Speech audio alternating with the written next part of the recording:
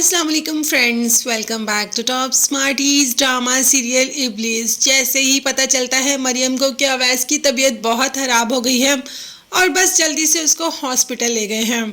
मरियम भी अनाबिया के साथ फौरन से पहले हॉस्पिटल आ जाती है। हॉस्पिटल में भी कोई इमरजेंसी केस आया होता है और मरियम उसको देखकर फूट फूट कर रोना शुरू कर देती है। उसका चेहरा चादर से ढका होता है। मरियम को लगता है ये अवैस है तो जोर जोर से कहना शुरू कर देती है, अवैस नहीं, तुम मुझे ऐसे छोड़कर नहीं जा सकते, मैं तुम्हारे बगैर मर जाऊंगी, मैं क्या करूंगी।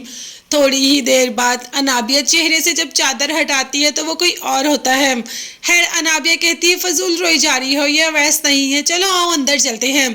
अंदर जाकर अवैस तो बिल्कुल ठीक होता है।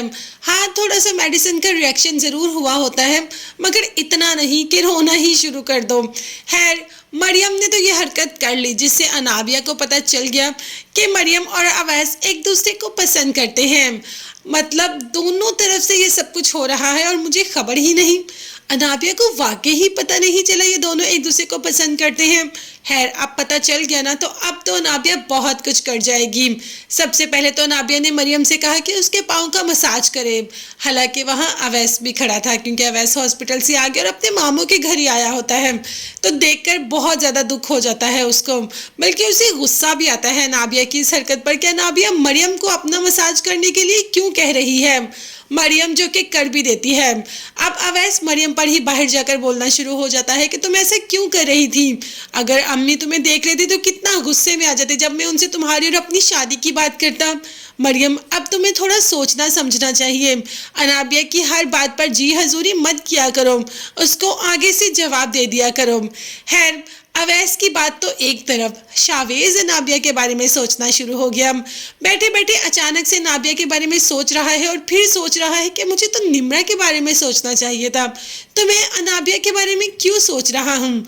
आखिर वो लड़की बार बार मेरी सोचों में क्यों आ रही है। भाई वो लड़की हर वक्त तुम्हें फ़ोन करेगी, तुम्हारे आगे पीछे रहेगी, तो तुम्हारी सोचों में भी तो वही रहेगी ना। तो बस 2 मिनट से पहले अनाबिया फिर शावेज के घर पहुँच जाती है और साथ निम्रा भी नहीं होती। अनाबिया कहती है कि यहाँ से गुजर रही थी तो सोचा आपकी खैरियत मालूम कर लूँ, और साथ ही उसको कपड़े भी निकाल कर देती है कि ये ड्रेस आप पर अच्छा लगेगा, यही पहनो। बाहर निकलते ही निम्रा की माँ आ जाती है। वो तो अनाबिया को इसके घर में देखकर, शावेज के घर में देखकर सख्त गुस्से में आ जाती है।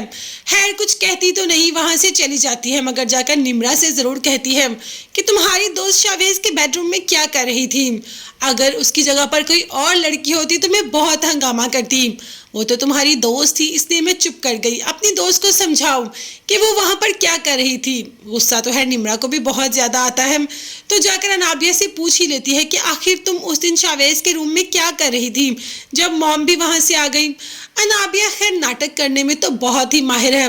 वो निम्रा को फिर किसी न किसी तरीके कोई ना कोई बहाना बनाकर शीशे में उतार ही लेगी और निम्रा बेवकूफ़ की बेवकूफ़ ही रहेगी।